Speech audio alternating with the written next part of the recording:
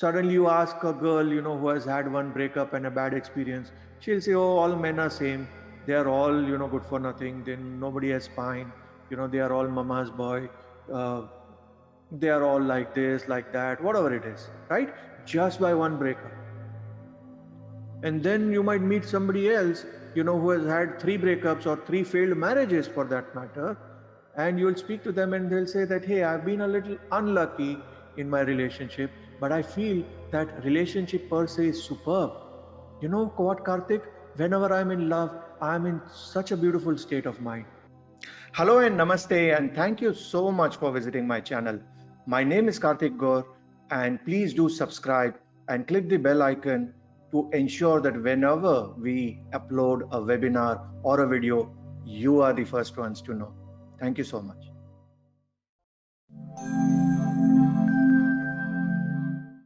A simple understanding of Venus in different houses. Okay, I talked about Venus being the spirit of your life.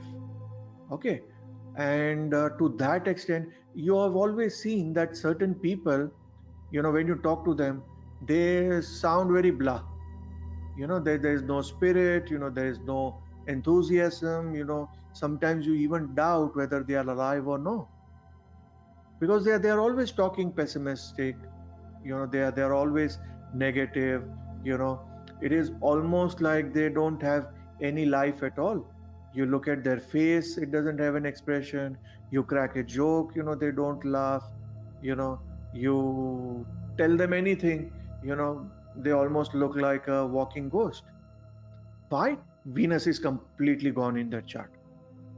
So that ability to smile, that ability to live life, that ability to enjoy the good and bad, or to cry during sorrow, is completely gone. So depending on where your Venus is placed, it is going to say that, hey, where is your spirit of your life? What is happening to the spirit? What is happening to the spirit in matters of relationship?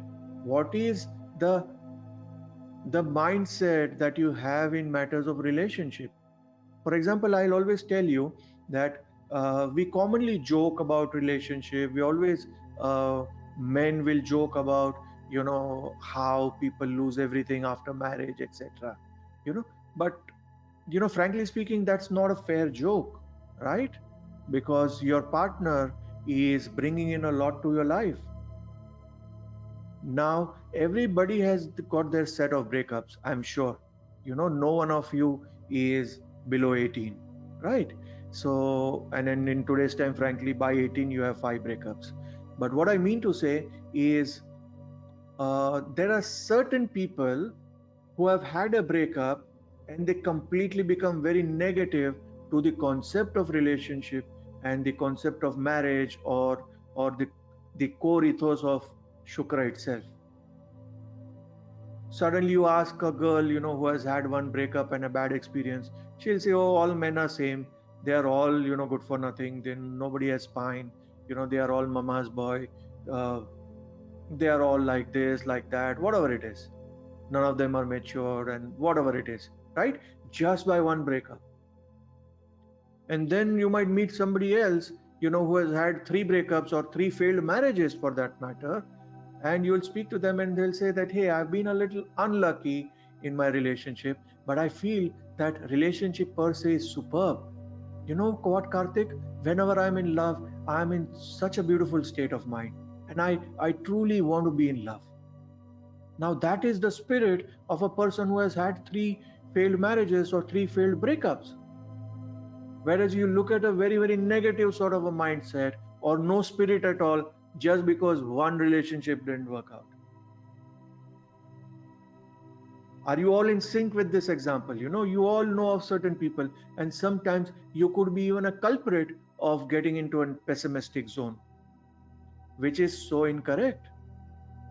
Because I truly feel that love does exist, because Shukra is a planet which is very much there.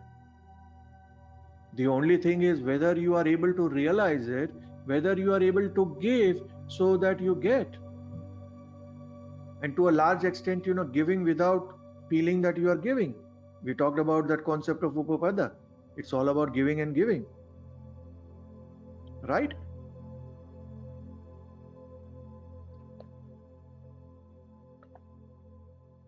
So what I wanted to focus on is that wherever your Venus is, that is the spirit with which you're looking at life. Do you still like those candlelight dinners? Do you still like that Kenny G music and having that thing? Or at an age of 30, you have become so old that you are only talking about money, investments, everything, and then no love at all? Or are there malefic planets influencing Venus, as a result of which certain experiences in our life have become so brutal that the concept of love, the concept of relationship itself gives you a shiver? And we'll be talking about one of the cases.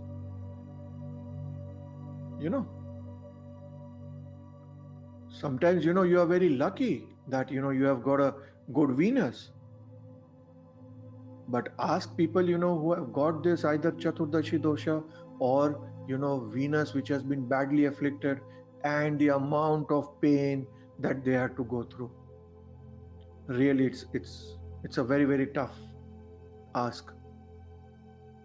Hence, the one planet that you want very good in your horoscope is Venus, because it is associated with so many things.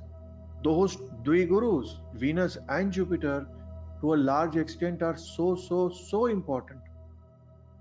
Even in terms of remedial measures, you have one Shukra which is there in Kendra in matters of health and life and death. That one Shukra can help you recover and come out from the jaws of death.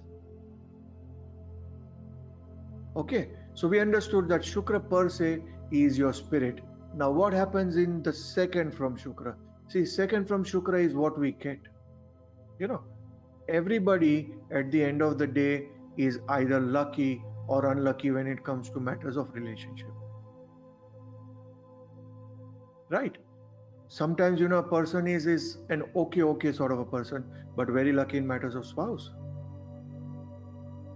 So what happens? That person, because of some past life karma, has a fantastic yoga from second from Venus, as a result of which, even though they are not too committed in a relationship, even though they are doing something wrong outside their relationship or marriage, the spouse or the partner trusts them blindly, or they are very lucky after a relationship. Many a times we get into a relationship and that relationship turns out to be very lucky. Or generally for certain people, the concept of relationship is very lucky, because the moment they get into relationship, their work becomes okay, they start making more money, there is a lot of things. Sometimes the reverse can happen. Every time they have a breakup, they are able to actually make more money. Now these are all funny things, which general people won't understand, and they won't get a logic to the argument. But depending on the chart, we can easily say if that particular relationship or a relationship per se is good or bad. So second from Venus is purely what we get. Are we lucky? Are we unlucky? All those things we can see from the second from Venus. And I keep repeating this, that the second house from every planet or any house actually becomes more important than that planet itself. Why? Because it is feeding from that house. If you have nothing to feed from there, then technically it's like you're using from their reserve. While driving a car, there is a point when suddenly it shows that your petrol tank is down, but you have little reserve left. But let's say in some cars nowadays you have double tanks. So what happens is the moment that sort of gets into reserve, it automatically pushes to the other tank. So the petrol is never low. It's almost a similar experience when there are fantastic yogas which are happening second from Shukra. Then to that level, your tank is never low. The moment it sort of reaches there, by God's grace, something happens, and your tank is full again, and you are good to go. Sometimes the reverse can happen. For a person who was 20 years in a marriage, he was always struggling. Finally, there is a divorce which is happening, and the moment he got a divorce, in that 1 or 2 years, he made so much that he had never seen in his entire life. When I say he, it means he or she. So don't consider that I'm biased towards a particular sex, so to say, right? But you get the whole logic, what I mean to say. And now you understand that second from Upapada, second from Lagna, second from Venus, second from Moon, second from the seventh house is the eighth house. And we talked about the eighth house and the transformation in the video related to the 12 houses.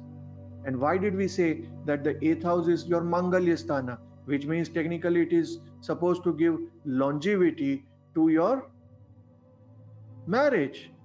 But it can also be the house of your breakup, because if it is not feeding good thoughts, if it is not making the relationship stronger, then over a period of time, when the dasha of that planet associated with the eighth house comes, the marriage or the relationship breaks. One of the partner feels that, hey, enough is enough, or I'm pulling the plug. So that pulling of plug or giving of more electric supply depends on what is happening in the second house from there. Okay, I think it is clear by now. Okay, the third house is all about your dreams, aspirations, and inspirations.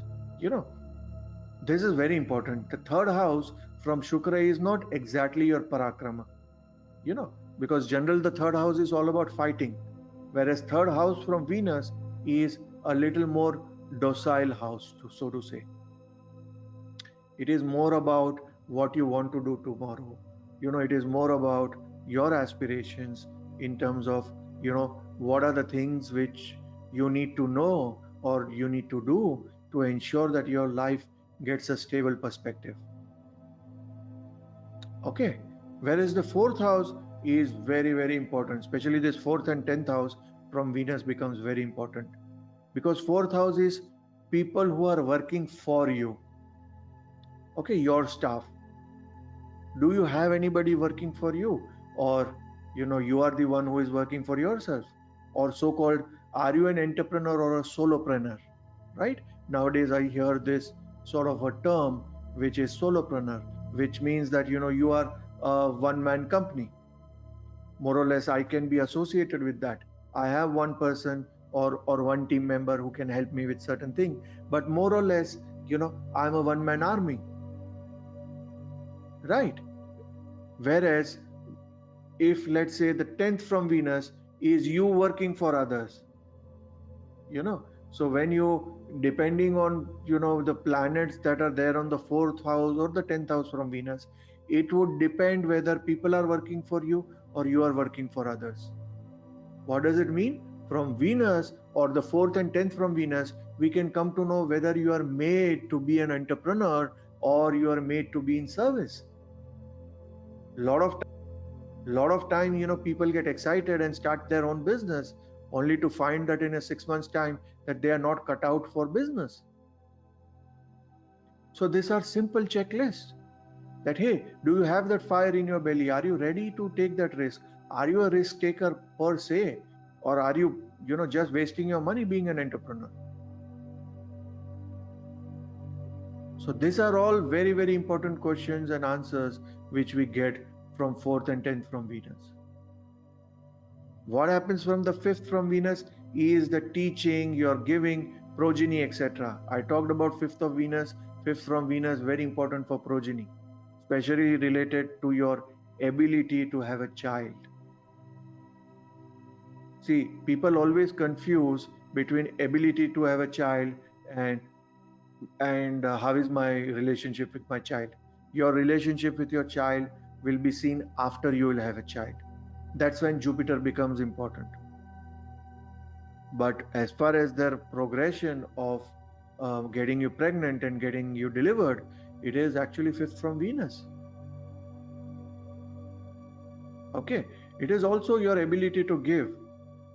Okay, and and and give in a longer perspective, which doesn't just mean that I want to give this product. Then that is more of a sale, right? But giving technically means that, you know if you have a fantastic yoga fifth from Venus, or Jupiter which is fifth from Venus, then to that level your knowledge base, or you are a subject matter expert, or your ability to motivate a world, or have a worldview, is absolutely superb. Okay, the teachings also, your ability to actually, teach the world. Do you have an ability to actually be a good consultant? All those things become very, very important. And what happens from six from Venus? It is the sorrow we give. Very, very important. And these are the karmas which will stick on to you, believe me. So whatever sorrow we give, is somebody a wife beater? Is somebody's wife violent? I've had cases where husbands have been beaten by wives, and then they are beaten regularly. So all these things can be seen from there, or eighth from there. If you are giving the sorrow, then technically sixth. If you are getting the sorrow, then technically it is the eighth. And again, I talk about the sixth and eighth house is a very, very, very funny house. When I teach you Argalas in that the second part, or the advanced part, which I'm going to teach, I'll give you the whole concept of how the sixth and eighth house actually works, and how do we remedy it. Because every time we see from sun, from moon, the sixth and eighth house is always something which is, coming up very highlighted. And over here, the sixth house is sorrow that we give, and the eighth house is sorrow which we get, provided we give. Now that is a sort of a condition which we didn't understand, and that is where Kriyaman karma comes into question. See, if your Kriyaman karma, or if you are in a relationship and you have been fair to a person, or you have not been giving a lot of sorrow, then technically you are not getting sorrow in your next relationship too. But if you are giving sorrow, then you are getting sorrow, and that sorrow is going to be a very, very deep sorrow, because that particular breakup is going to shatter you. You see certain people who can't handle a breakup, or they are or I'm told that they are seeking for a closure, and you speak to them. Okay, when is the last time you spoke to that person? Oh, it was around 7 years back, but I think he or she will come back to me. Man, it's 7 years. In which world are you? But they can't see the fact. They are in an illusion. So you have to really shake them up and then tell them that, listen, wake up. It's been 7 years. And in 7 years, you don't even know where that person is. Why would that person come back to you? And even if that person comes back to you, why do you want him in your life after 7, 8 years? So these are very, very important. If you have activated the sixth house, that will activate the eighth house. It is almost like they work on the same fuse or same frequency. I remember in India, when I was there in Mumbai, a long time back, when in those days there used to be electricity turned down, and there used to always be one segment. So if a light goes, then certain building lights will go off, whereas the buildings which are opposite to us, the lights wouldn't go. And when their lights would go, our lights wouldn't go. So it is almost like a coding of that sixth and eighth house. So what I meant to say, that sixth and eighth house are feeding on each other. It's like an Argala and Virodhargala. And whenever one falters, automatically the impact is there on the other side. Don't think that you can get it away. Don't think that you can get away with it. Sorry. What you sow, so shall you reap. You will be sowing your bad karmas in the sixth house, and those fruits or those stones or those thorns will be felt in your eighth house. And especially if it is a relationship karma, then it is very tough to handle. You will cry a lot.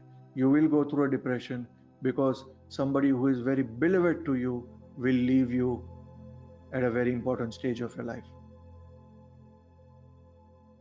Okay. Whereas the seventh from Venus is your obstacles or your gate to heaven. See, this is always important. I've talked about seventh from Surya, seventh from Moon, seventh from Venus. Opposite to every planet is either an obstacle or a gate to heaven. And frankly speaking, we don't want a planet in the seventh house, not even a Jupiter. In a generic context, I mean to say. Why? Because then to that extent we are very much dependent on that planet to ensure that it is going to open the door to the heaven. We surely don't want a malefic or an enemy planet to that. Okay, imagine Saturn, Mars or Rahu being seventh from Venus. Then to that extent, your experience in that relationship is going through that. See, seventh from Venus generally means your anubhava. What are you going through in relationship, or what are you going in matters of relationship? If there is Rahu, then to that level you could be cheated, or you feel cheated.